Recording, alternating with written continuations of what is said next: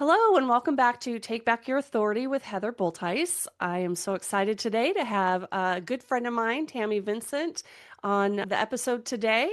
And let me just tell you a little bit about her. So, Tammy Vincent is an international inspirational speaker, trauma informed ACOA empowerment coach, a best selling author, podcaster, and NLP practitioner. And drawing from her lived experience growing up with two alcoholic parents, she helps adult children of dysfunctional heal, set boundaries, and reclaim their self-worth through holistic body-mind approaches, spirit approaches. And as the host of Adult Children of Dysfunction, Healing After Chaos, Tammy makes deep healing accessible, practical, and empowering. So I'm so excited to dive in today with you and talk about what you're doing and your journey and how you took back your authority in your life. So, welcome. Sounds good. Thank you so much for having me, Heather. I haven't talked to you in so long. It's been a long time, too long. Yes. Yeah. Yes. It's been a little bit. So tell me this. Take us back before, what did your life look like growing up with two alcoholic parents? What did a normal day feel like in your home? Chaos. That's literally the best way to put it. So there Yeah. was no normal, there was no planning, there was no knowing what the next day is going to be like. I learned very quickly to read cues like the sound of the key in the door, Mm. just to know what kind of day it was going to be because every day was different. So there were days where there was no parents home for sometimes days at a time. And then there Mhm. was times where there was both in the house and it was just utter chaos. So it went like that for many, many years. I remember being picked up one time from my grandmother in Ohio by my grandmother. And at the time, you don't think much of it. And then years later, I said to her, we were talking about it, and she said, "You don't remember why I picked you up that day?" And I was like, "No," because she picked me up in Ohio, all three of us, brother, sister, Okay.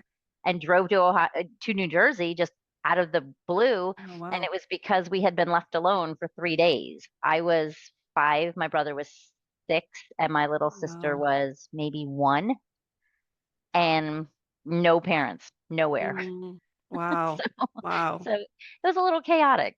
Yeah. So, as a child in that environment, what did you learn to believe about yourself and about love and about safety? At the time, I didn't know anything was really that crazy because Mm. you just don't know. It's your norm, you grow up in it. But as I came out of it and started, actually, that was what actually prompted me and propelled me into trying to figure it all out was I didn't understand love at all. I was actually getting ready Mm. to have a child and realized I have no idea what unconditional love even feels like. So that's what kind of propelled me into doing the research. And, back then we didn't have the internet. It was back in, Right. the 90s. So it was going to the library and stacks of books and just reading about anything I could get my hands on, which might somehow relate to what I was going through. My Mm. mom was a child psychiatrist. So when I say I was manipulated by the best, I was. Mm. So Yeah, that's very interesting. And then you obviously fell in love enough to get married and have a child, but then at that point you realized that you didn't even realize what love was supposed to be, I guess, right? right. Well, and at that point, it was, the first person that came along that actually said, I love you, that Mm. I truly almost in my heart believed him. At the end of the day, was it toxic? Of course it was, because that's what we're attracted to. And that's what our brains are wired to go towards Yeah. is situations just like you grow up in. Yep. So it's like, whether it's somebody that's a drinker or whether it's Mhm. somebody that's just unavailable emotionally, whatever it is, Right. that's what you're drawn to. And because it's comfortable. Yeah. So, I mean, that lasted 5 years. I have two beautiful Okay. children from it. So I Mm. can't say I have any regrets, Yeah. but I live and learn. You live and learn. I always said the Yeah. first one is kind of practice. It's to weed it all out and figure out what to, Right. what to do and don't want. And I'm Yeah. not the only one. I mean, but it does, I don't know. I did an event this weekend and I don't know how many speakers, as I was talking to them, they're like, yeah, I knew something was wrong when I was on my third marriage. It's Yeah. like, yep, I get you. Yeah, maybe So, maybe time to work on some things, yes, at that mhm, point, yeah. yeah. All right. So, when did you first sense that, like, this just is in my past, it's still running my life? Was there a specific moment or season where you realized that you needed to heal? I mean, you touched on that a little bit with, being pregnant with your first Yeah. child. That was the aha moment. I Okay. was reading a children's book, and it should have been a Okay. really happy children's book. Everybody's probably read it, Love You Forever. Have you ever Okay, read yeah. that little? Yeah, Mhm. of course. And that Yeah. should have been a happy moment, and it wasn't, because all of a sudden I was like, "Whoa, I don't get it. Like, I don't Mm, understand it." And of course, you're thinking, "Okay, I know things were not good, so I'm going to do the exact opposite with my children." But that is the moment that I was like, "That's not the answer either. Like, I need right. to really figure it out." But I realized right away, because even in college, I had no boundaries. I made really poor decisions. I was a chronic people pleaser, which I will probably Mm, fight with my entire life, just because it was safe. It mhm. was safe not to rock any boats. It was safe not to have any Mm, confrontation. It felt good not to have that knot in your stomach. So it's mm, just give, say yes to everything. And yeah. that's when I really, and I probably will, like I said, I'll probably struggle with it my whole life, because now I don't like confrontation. But now it's not out of, I think sometimes it's just out of, now it's knowing, but it's just not, things aren't that important things aren't that big of a Mhm. deal to me. The big things that are important to me, I will, but, say or do what I want to do. Right. But I really, younger, when I was in my 20s and 30s, I can remember people saying to me, "Tammy, people love you. They don't talk to you that way." And I was like, "Really? Interesting. Everybody's always talked to me that way." Right. I just didn't know. I had never seen, I wasn't allowed to go to friends' houses when I was growing Mm, up, when I was living at mhm. home, because honestly, I mean, I love my father dearly. He was afraid to be left alone with my mother Oh, for his own safety. okay. So I didn't get a lot of the modeling of a healthy family dynamic ever. Mhm. The only friend that I really went to was the ones that whose parents partied with my parents. I see. So both your So parents were alcoholics, but your dad was afraid of your mom. That's he was, when they say the words functioning alcoholic and mhm, non-functioning, I don't like those terms, mhm, because while it may look functioning on the outside, going to work every day, doing the right things, coming home, feeding your family, I say he never did anything intentionally wrong, but mhm. yet emotionally was not there to do anything right, if that makes sense, Yeah. like Mhm, protect his children. And he did. I mean, he did everything he could do. I have absolutely no hard feelings. My mom was unfortunately, on the other side of the spectrum, where she was the manipulating, mm, narcissistic, abusive, yeah. out of control, a lot of mental issues. And again, no hard feelings. She was doing the best with what she had, Yep. but she didn't cope well with pretty much anything, and we took the brunt of that. Yeah. Well, yeah, I could imagine because you have no control over that. So it was easy for them to do that. Yeah. So before you said yes to healing, how did you try to avoid or outrun the pain? And what were your favorite numbing strategies if you had any? Drinking, Okay. that was definitely the big one. Yeah. It was, and I can remember even saying to people, when people, after, a long night or whatever, and just saying, "I just feel like I can be me."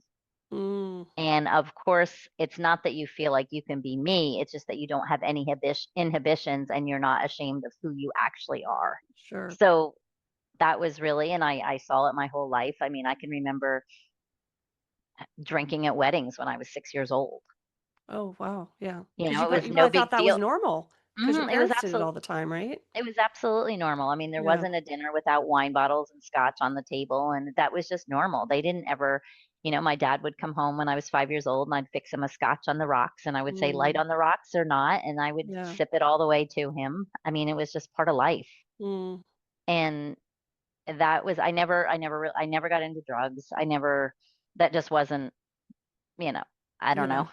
Just wasn't my drug, Sure. my dopamine hit. Yeah. But yeah, the drinking, especially in my 20s and 30s. Mm, yeah. So what fears came up when you first considered doing some deeper work?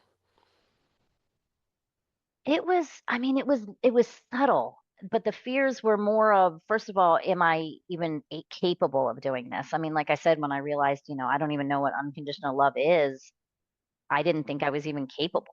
I was like, who am I? It was all that, because it was my whole life. I had been told you'll never be a good mom, you'll never have a good job, you'll never do anything. That was my whole life. So it was when I remember when I finally went to a therapist that kind of introduced me to inner child work. And I remember looking at that picture of myself on a mirror, and I remember how much I hated that little girl for a while. Mm, And I was like, I don't think I'll ever love her. And, mm, like she was weak, she was pitiful, mm. she put herself in all those situations. And it's like I was so angry at myself that I didn't know. Like I just didn't know. I hated that. I mean, and then Mm, one day I remember looking, all of a sudden it was like my therapist kept saying, just keep doing it. Talk to her every day. Tell her you love her. I mean, she kept saying, it is you. It is you as a child. And it was probably about 3 or 4 weeks of doing that every single day that one day all of a sudden I woke up and I'm like, oh my gosh, she was so vulnerable. She was so yeah, little.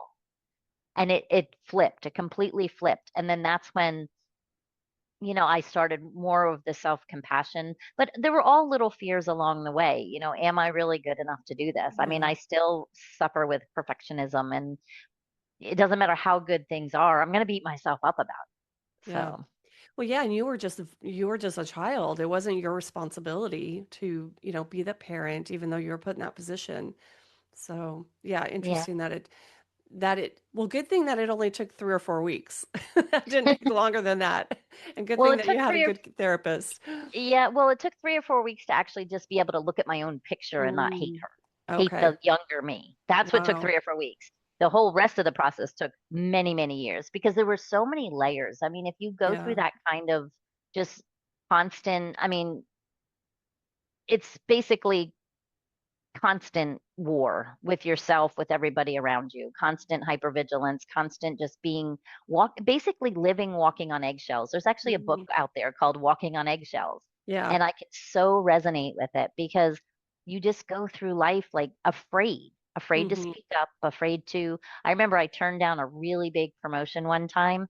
And the reason I turned it down was because I knew I was going to get congratulated in front of 600 or 700 people, and I was going to have Oh, to come up wow. on the stage.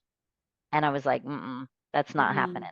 Mm. So I Yeah. turned it down. I like literally self like sabotaged it and didn't take the promotion. And I'm like, Yeah. yeah, I look back now and I'm like, that was really dumb. But at the time, it was Yeah. just being fear of being seen. Yeah, it was where you were at that moment for sure. Yeah. Yeah. I mean, I look at it now and I'm like, oh, I have a podcast. I go out and I'm like, woo, like I Yeah. was up all weekend on my own stage hosting an Yeah. event. And I'm like, I don't care now. Now it's like it's more empowering to me now to be able to tell the story and be Yeah. like, look, I can smile. I'm smiling about it. It Yeah. didn't kill me. And to help others who are going through the Absolutely. same thing, which is amazing. So for someone listening who's on the edge right now, what would you say to the part of them that wants to just, not go there and are terrified to even, you know, try therapy or try getting help?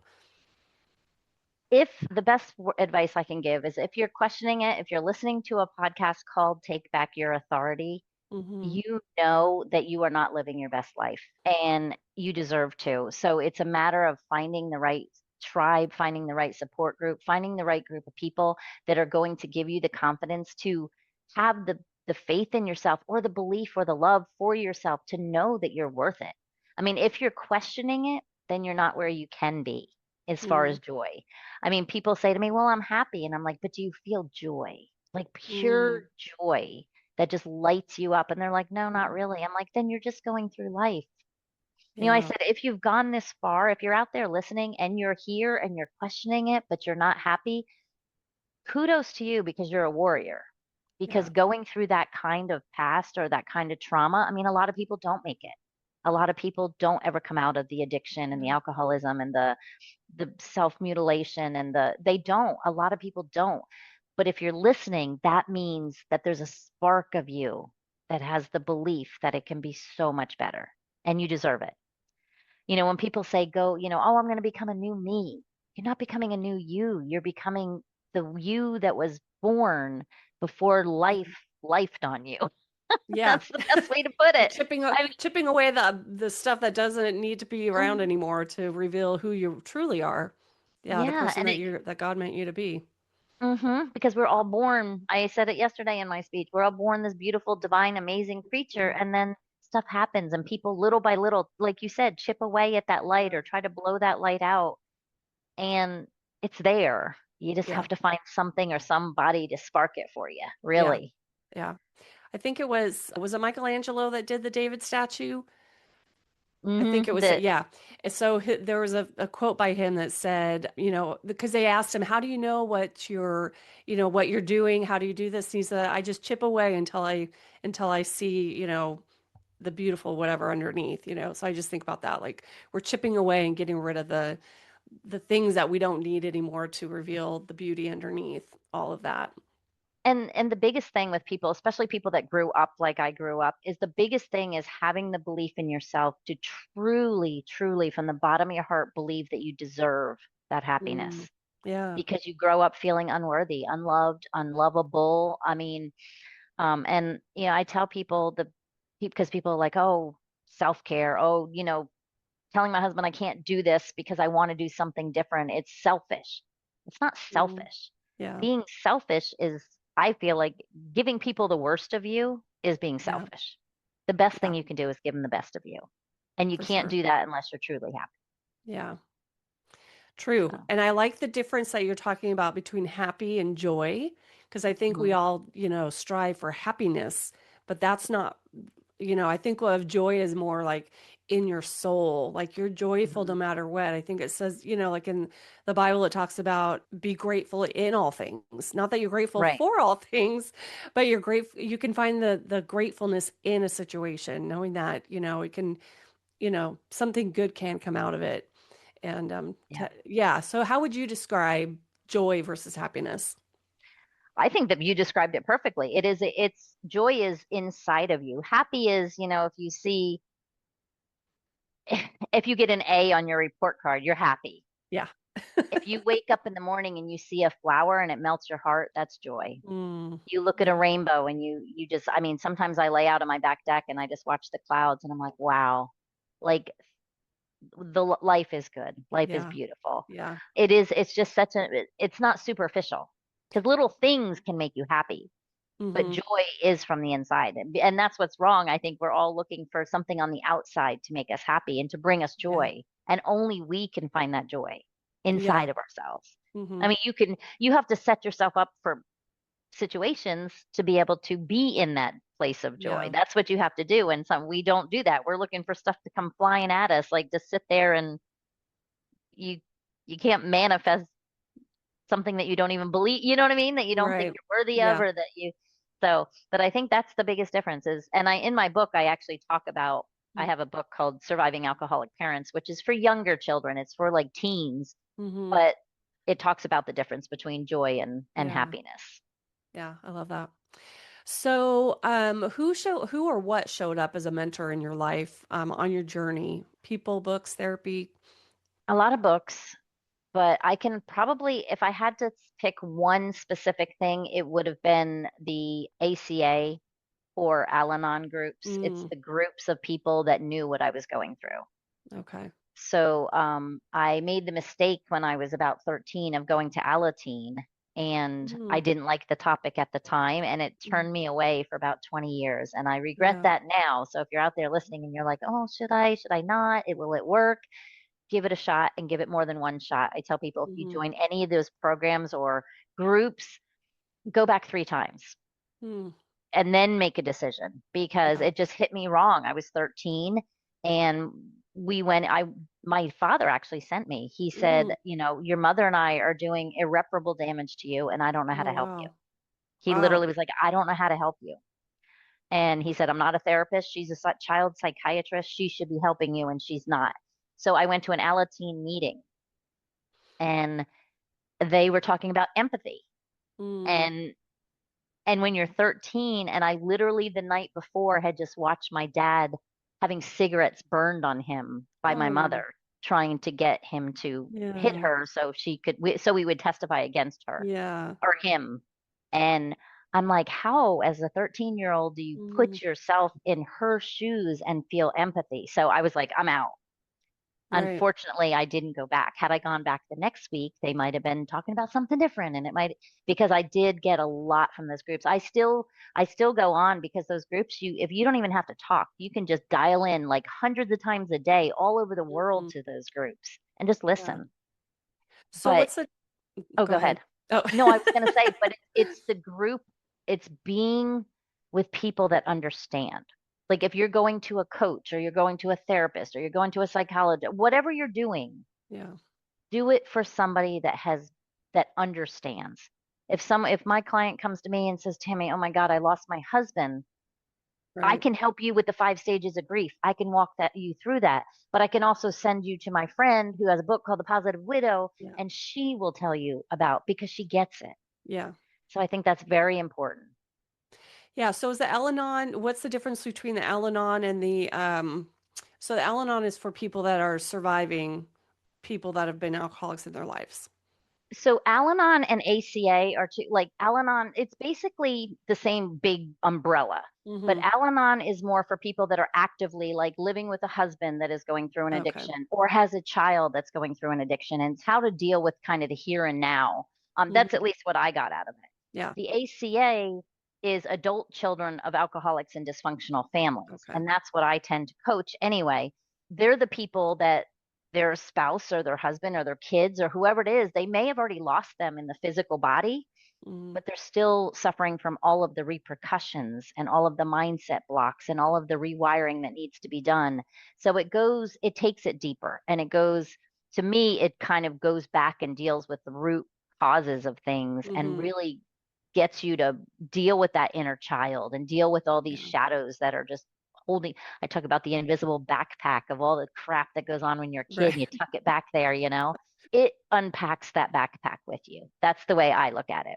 Okay. So, Yeah, just for our listeners, so who I wasn't quite sure of the difference, so thank you for explaining that to me as well. So for the people that are listening. So now you are a trauma-informed ACOA empowerment coach and NLP practitioner. So what were some of the first tools or practices that actually made a real difference for you?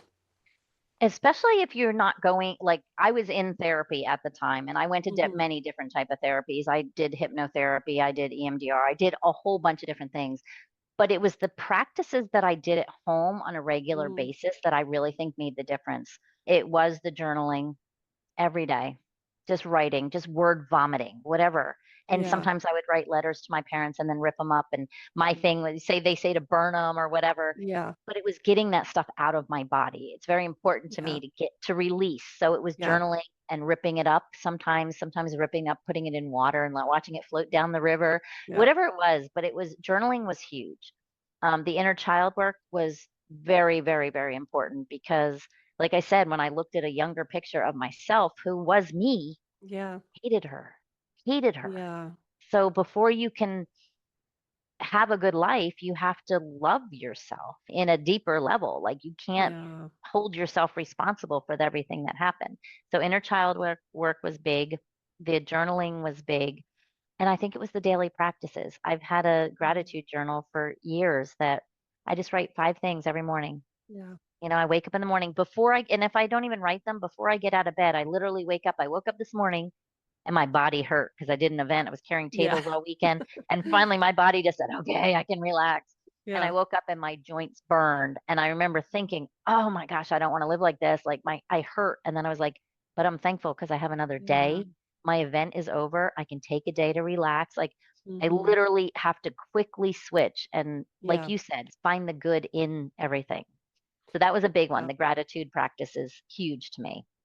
Yeah, I'm definitely a big believer in gratitude. I do the same thing. I don't write down the first thing when I get up, but I have a whole routine before I step out of bed Mhm. about, I put on the full armor of God. I plead the blood of Jesus over myself, my family, and everything.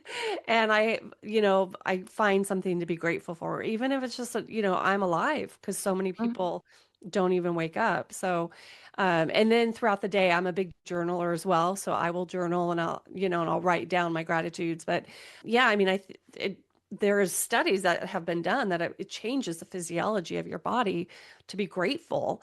And Hmm. if that's one thing you get from this podcast today, I is mean, it, start being grateful, even if it's writing down 5 things, 6 things a day. Yeah. you can't, I say you can't have conflicting emotions. Your brain can't Yeah. handle that. So if you're grateful, you can't be angry. Yeah. If you're grateful, you can't be sad. Like you can, Yeah. at the same in various degrees. But Right. so I remember one time I was in the car and the person I was with had horrible road rage. And I was just sitting there and we got cut off. And of course he's like, rah, rah, flipping everything and seeing that, rah, rah, rah, and looked over at me and said, "What are you thinking?" And I said, "I'm just glad that I don't have to be in such a hurry that I need to cut people off and almost risk people's lives, that my life is not that stressful." Yeah. And it was like, and that was, again, it's practice. So after a while, when something bad happens, you just react like with an attitude of gratitude. And it takes Yeah. a long time, especially if you're just beginning. So don't beat Yeah. yourself up if you can't.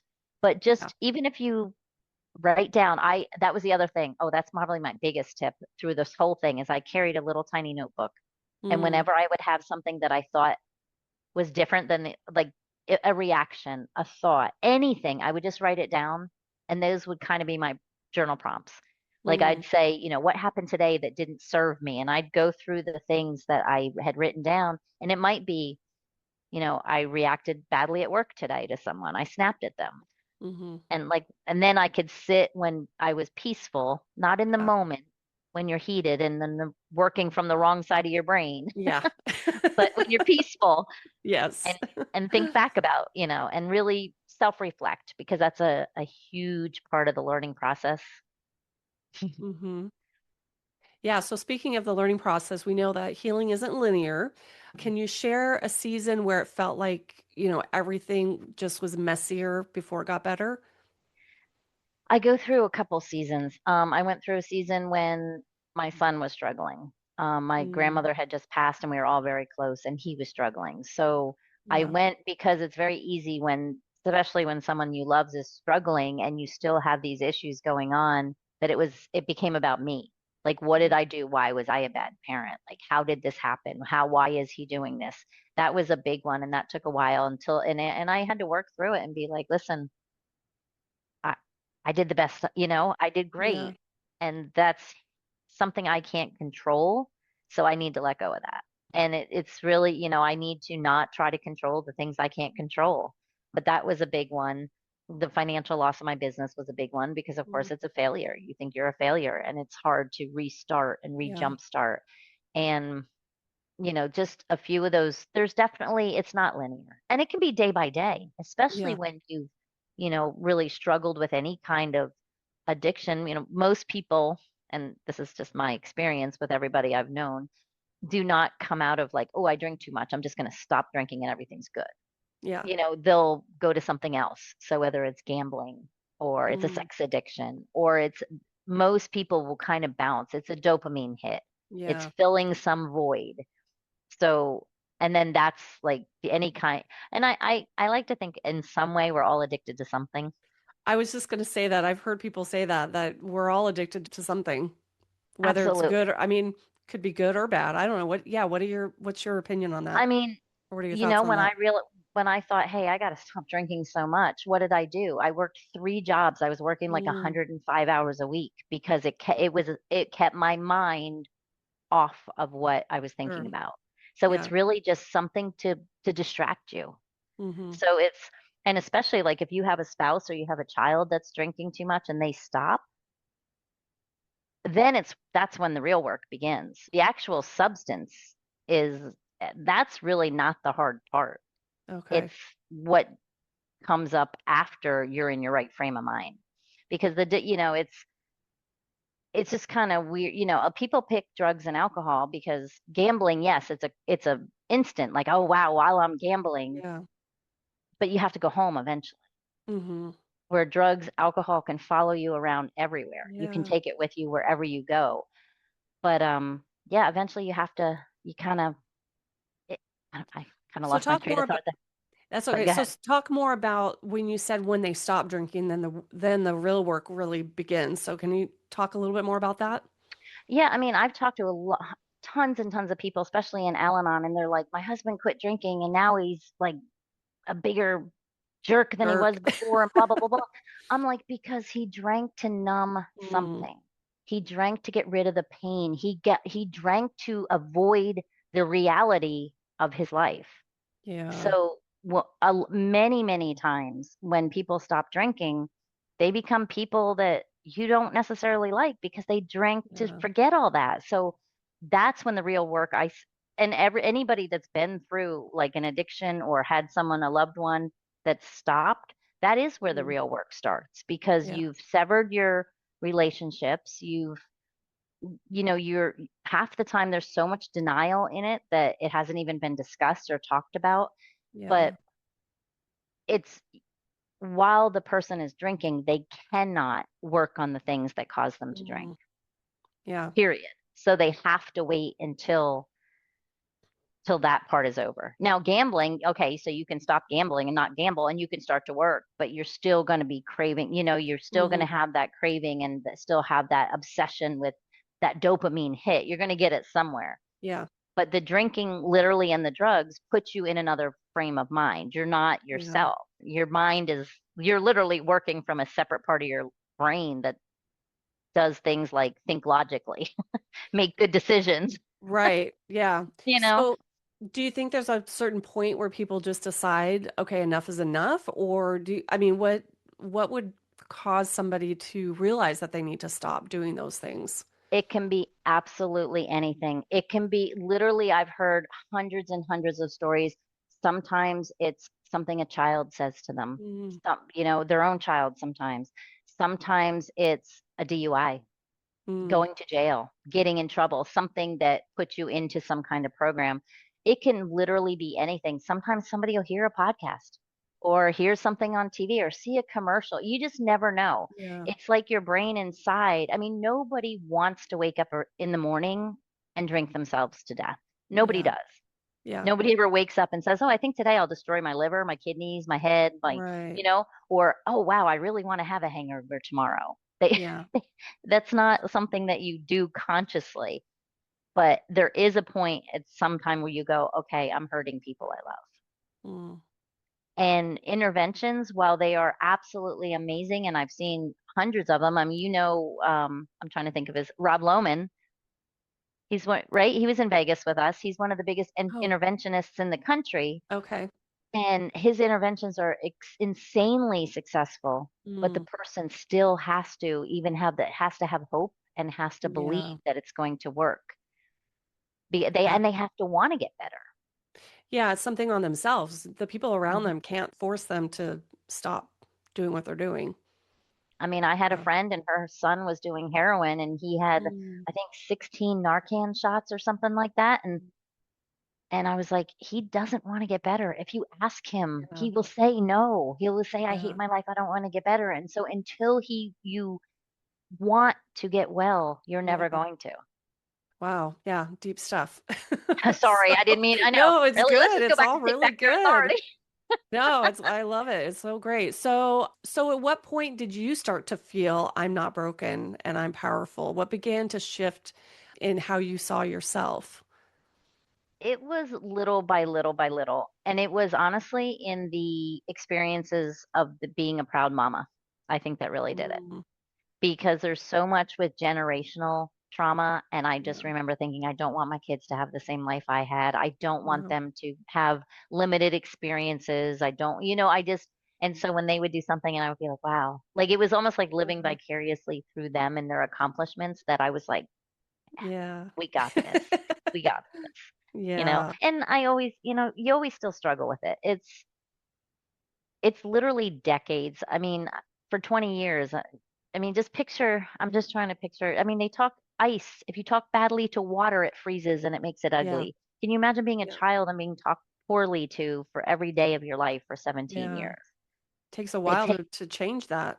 it takes a while to believe, so Mhm. that's why those groups are good because it holds you accountable. That's why Yeah. coaching is good because I always say, like affirmations are amazing. And I can say, I Yeah. love me, I'm powerful, I'm wonderful, I'm amazing, and all that other stuff. But if you don't have somebody that's going to, when you knee jerk react, which is your subconscious mind, Yeah. if there's not somebody there to be like, whoa, stop that, Hmm. you're going to slip right back in. Yeah. So it was, I think, just having those accountability people. I mean, and I did do some negotiable, like non-negotiable little things. Like I always say I have my person up here, and the Yeah. minute she says something to me, like you're stupid, you're ugly, you're this, you're Mm. that, I'm like, nope, stop, Yeah. breathe for 2 seconds, and then challenge that. So if I Yeah. think, oh, I really did that was pretty crappy, then I immediately will say, no, Tammy, it was your first time. You did a great job. Mm. And I will Yeah. make myself say it. I actually had a first grader that I was doing that with because I could tell she was being Yeah. very badly treated at home. And I said, anytime that little voice pops into your head, you yell back at it. I don't care if you're Yeah. alone. I don't care if you're with people. So one day we were sitting in class and she's like, you're not stupid. You're smart. And it was so funny. The whole class like looked at her and I was like, you got it, baby. Yeah. Yeah. So it's just, but it takes a long time. Yeah. Well, I think That's what, where oh, go ahead. oh, I was Go going to ahead. say, I think we're all our own worst critics, right? I mean, you obviously had an extreme form of dysfunction, but I believe that we all grow up in dysfunctional homes. And even as parents, we do the best that we can. But, because unless we've dealt with the dysfunction that we've grown up with, we're going to do the same thing. Yeah, Hmm. that's why I agree too, like coaching and self reflection and really digging into those things and changing the subconscious and those neural pathways in our brains, changing them to the positive versus the negative is so huge. Yep. Yeah, when you grow up like that, you're wired to look for the bad. You Yeah. have to rewire your brain to look for the good. Yeah. I mean, now when it's all cloudy and everything, and most people are like, oh my God, it's a disgusting day. I'm like, well, I can walk and not have to worry about sunblock. Right. Us fair children. It's Exactly. and eventually, I mean, and it does take a long time. And I don't always do it Yeah. out loud, but I always flip it in my mind to be something positive because then when the Yeah. bad things come, they're not so bad. Yeah. It's what When you you're, focus on. hmm What you focus on grows. And if you're going to focus on the negative, it's going to continue to be negative. And if you hmm can find one glimmer of hope and just focus on that, it's going to continue to get brighter and brighter. Yep. And we talk a lot. I've gotten a lot more into like the energy stuff. And I'm like, Mm-hmm. the energy that you're putting out into the world is Yep. exactly what you're getting back. Yep. What Everybody you feels it. Yep, what you plant in that ground is going to come out. You squeeze an orange and Exactly. orange juice is coming out, so it's like you squeeze the person and what comes out, that shows what's inside. Yeah. Absolutely. Yeah, I totally Yes. agree. So you took your story and you turned it into a calling. So how did you go from I'm healing to I'm here to help others heal too? Oh, wow. Part of it was my loss of my business. And I finally had just gotten to a point where I was like, I don't want to do something I don't love. Mm, And what do I love to do? And what was I doing at that point was talking to every single person I knew yeah. about how to become more happy and how to get over that and how to go to Al-Anon. And so I had so many people that I would have probably like not my clients, but we were so close that I was coaching them through all that. I'm a chronic learner, so when Yeah. coaching became a thing, I went like, "Oh, I got to get this." But Yeah. this was years ago before it was really a thing. But I remember it just kind of happened kind of gradually. But when I lost my business, I was like, I'm not going back to something I don't love. I'm going to do something I love and something that can shortcut for people. So, like Hmm. what took me 30 years to figure out, I can help people do in a couple weeks. You know what I mean? Wow. Just giving them the tools because it takes Yeah. practice. Um, and I remember I was actually at the airport with someone and they were afraid to fly. And I was Mhm. EFT tapping with them. I went to a total stranger and I said, hey, you, are you afraid to fly? And she said, yes. I said, do you want me to help Oh, you? I said, you don't know me. I don't know you. Give me yeah. 7 minutes of your life. If this doesn't work, don't worry about it. Yeah. And she like skipped onto the plane. And my friend who was with me, she said, do you do that for everybody? I said, only when I have the opportunity. Yeah. And she's like, you have so many tools. And I said, well, I have a lot of tools because I needed them. Yeah. So now it's like, wow, I do have a lot of tools, don't I? So I just decided to go full time with it. I went to a Christian life surge. You've probably heard of it. Oh yeah, I was just at a Life Surge event.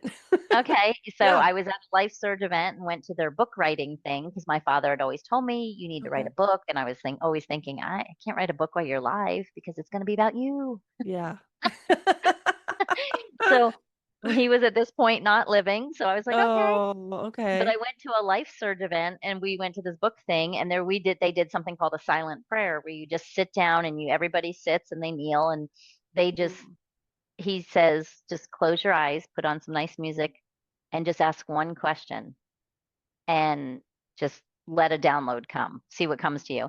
And when everybody opened their eyes, the guy running it, one of the Benham brothers, you probably.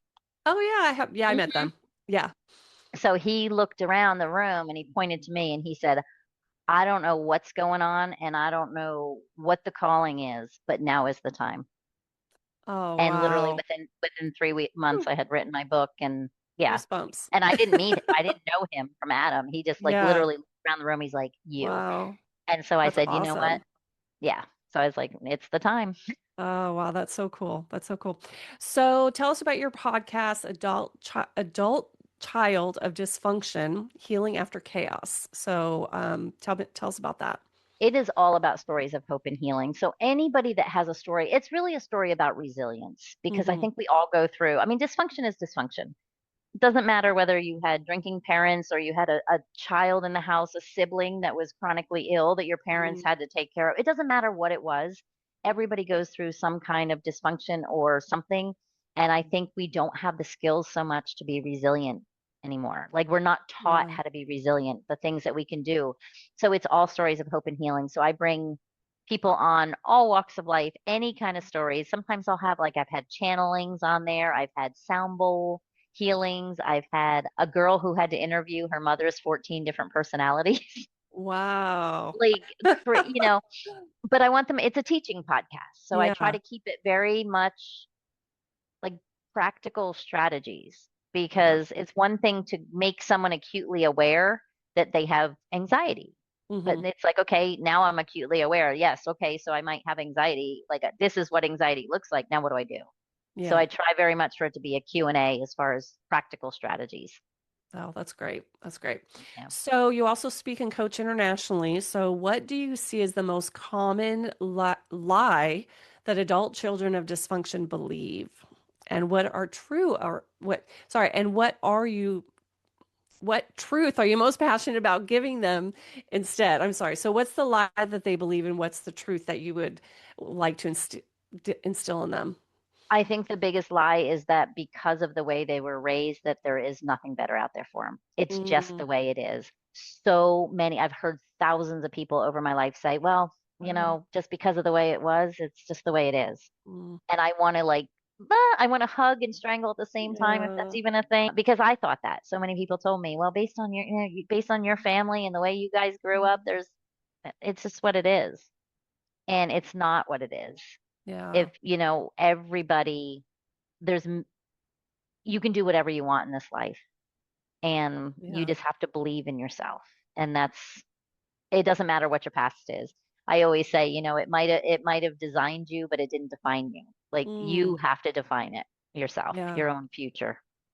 Yeah, I think that's a good word for everybody. Your past doesn't define you because we've all had failures and issues and things, and learning how to get to forgive yourself, I think is a huge thing too. Forgive yourself for the mistakes that you've made or the choices that you made and to be able to move forward and choose differently, do things differently and take the learning. I Yeah, struggle with yeah. that myself. I'm always like, why did I do that? Well, But it's if funny. I could Yeah, take the learning. yeah. And I always say you don't know what you don't know, but once Yeah, you become aware, then now it's your responsibility to change it if you want it to be yeah, better. yeah, for sure. Self-awareness is is the first step to absolutely everything because Yeah, people are patterns. They're creatures of habit. They do things because of how they were conditioned. So you have to yeah. uncondition those things. Yes. All right. So for someone listening who is just realizing, wow, I am an adult child of dysfunction. So what are three gentle first steps that they can take this week to begin their healing? Every morning, wake up and be grateful for what you have. Find things Yeah. throughout the day, and not even just every morning, just throughout the day. If you're walking down, just start really Yeah. embracing life. If you're walking down the street, be thankful that the sun's out. Start being grateful. It's going to Yeah. make your life turn around. You're going to start putting out a more positive energy, and you're going to start meeting better people because of it. Yeah. And I always Um, say, yeah, oh, and go I ahead. always say too, is in addition to being grateful, is, pray, Hmm. ask God to bring the people into your life that you would want to have into your life Hmm. and change yourself so that you will attract those people as well. So I Yep, believe in that all. absolutely. And Yeah. that's part of it. I mean, I wake up in the morning and the very first thing I say to myself is thank you God for another day. Yeah. And Yep. then I can start actually really thinking like, okay, what else do I have? Yeah. Um, I mean, there's more. I got lots of stuff. Yeah. But yeah, no, it's just knowing his part in it is huge, I think, as well. I think Yeah. that's, I always say between him and you got everything you need. Stop looking Yeah. out there. Just start looking here Hmm. and you'll find it. You'll Yeah, find for it. sure. For sure. So So, what is one simple body practice, one mind practice, and one spirit practice that you love for regulating your nervous system and building self-worth? so a body one, I Yeah. think, is to figure out when you get stressed, what stops that? So Mm, some people, I'm a movement person. So like I was at an event yesterday at my own event and one of the doctors said something and it was very uncomfortable, like it was very mm, sad. And I got up on the stage afterward and I'm like, okay, everybody, let's shake. yeah. So some people like big movement and some people might just need to give themselves a hug or sway back and forth. But find out when you're feeling uncomfortable, what type of movement helps it Mm, because it's not the same for everybody. yeah. Sometimes a hand on the heart and a hand on, like right under your rib cage and just telling yourself you're safe is more than enough. Mm, I need to move a little more. I need to yeah. shake it out like a Yeah. dog. I'm like a dog that just got in a big That's dog true. fight. Animals do it. Hmm. Absolutely. And then what'd you say? Body? Mind practice. Do you have a mind? I mean, that might That be to get kind of together, but they're kind of all together in a way, yeah. but not, and then not in at the same way. I think a mind practice is really, really honing in to your self awareness. So when you do something that seems off kilter, either write it down or make a Mm, mental note to go back to it. Start because you'll start to see patterns. mm, And when you see patterns, you'll start to recognize, okay, this makes me uncomfortable. Maybe I need to get that out of my life a little more. But yeah. it's not until, it's not always a one and done. It's seeing patterns of, okay, I always do this. It could be something as simple as when I walk down this street, Mm, I always kind of freak out a little bit. Why? Start to be aware because I had one girl that freaked out going down this one street.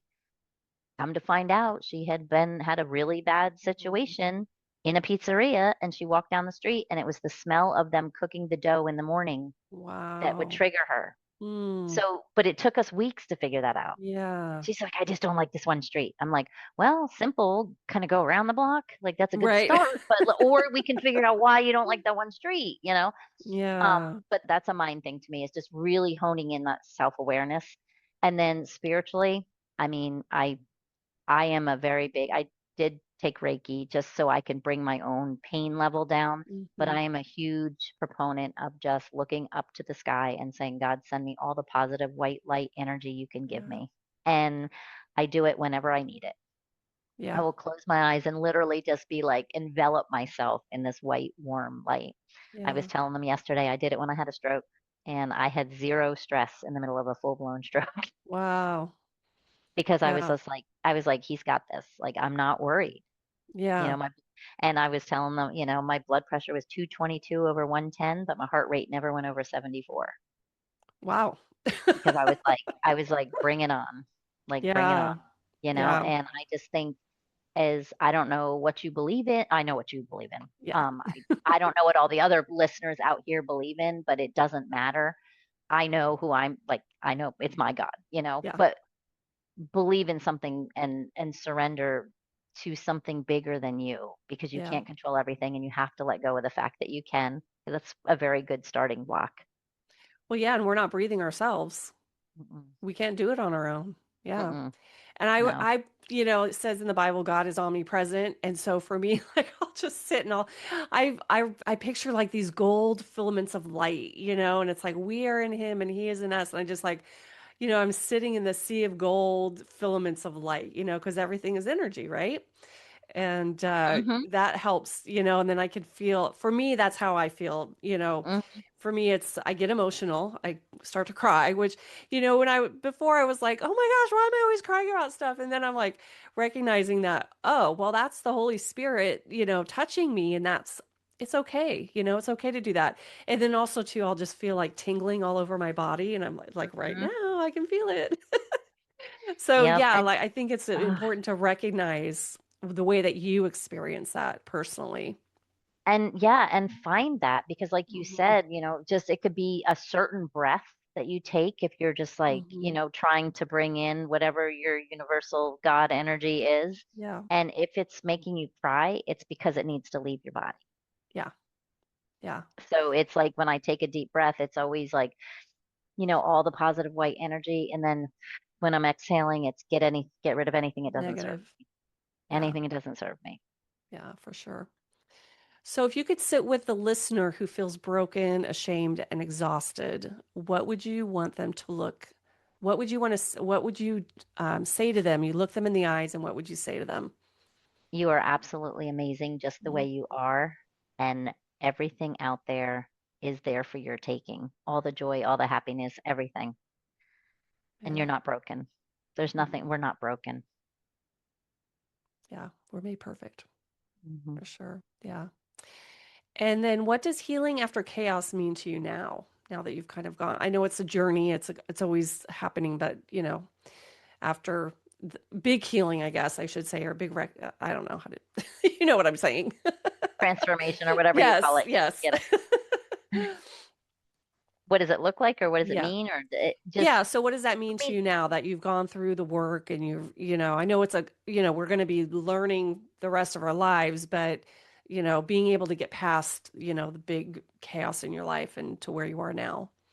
it's just having that joy more than 90% of the day. Yeah. Literally being able to find the joy in things. When once you're at that point, it's yeah, things are going to happen. Bad things happen. That's life. When Yeah. life starts lifing, being healed means you can bounce back from it. You're Mm. resilient enough to bounce back quickly, re-regulate Yeah. and just move on through your day and things don't just eat away at you. I also think a big part of of healing is having worked through, I don't want to say every single one of your triggers, but just having the emotional intelligence to be so self-aware that nothing takes control of you anymore. Mm. Like nothing becomes, when you Yeah. stop getting overwhelmed That you're because in that control of the situation, you're in not the control. situation in control of you. Hmm. Yeah, that's Story good. stories that I tell now, I would never have been able to tell without having such an emotional charge to Mm. it. And it still Yeah. had, even though those people were gone, they still had control. Mm. Yeah. Wow, that's great. Uh, Yeah, so that they don't have that control over you anymore. That's amazing. Yeah.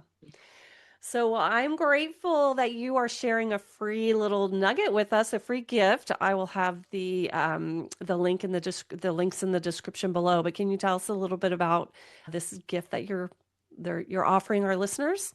Yes, it's actually super fun and it's not a diagnostic tool by any stretch of the imagination, but we are all energy, like you talked about. Yep. It's universal energy. Everything has a frequency, your eye, your mouth, your Mm-hmm. nose, your knees, everything. Yep. So there is a scanner that used to be available only to holistic doctors. It was about 38 to $40,000. Now I have access to the same technology and it reads your voice and it detects about 171,000 different frequencies in your voice. Wow, that's awesome. So it will tell you things you're overcompensating things and things that suppress the emotions. And then what it does is it reads your voice, 10 seconds of your voice. It analyzes all the stuff. And then what you get is you get sent back emailed to you all of the balancing harmonics and frequencies that balance all those imbalances. Wow, that's So amazing. it's really, really, really fun. It only takes 10 seconds to do it, but most people like to talk about the results and stuff. So I book for 45 minutes. last one I did, she was absolutely adorable. She called me up and she didn't really believe in it. She's like, "Yeah, that's woo woo." I said, "Well, just humor me then. Just humor me." Yeah. And so she texted me back and she said, "I just want to let you know when I listened to the first one, after about 4 minutes, my jaw unclenched." And she goes, "I didn't even know I was clenching my jaw until I Wow. felt the back under my neck release, you know?" And then she said, when I listened to the last one, which was a suppressed emotion, she said after about 3 minutes, she said the tears just started rolling, and I don't even know Oh, why, but they were tears of joy, like happy tears. yeah. And she said that's so powerful, and it's just because it's frequencies. So it Yeah. does do like it analyzes your chakras and your meridians and all the Chinese medicine stuff. But at the end of the Yeah. day, it's all coming from the same Yeah. place. Yeah, it's amazing how how we were created, right? How our Hmm. bodies and everything is created. It wasn't by chance, that's for sure.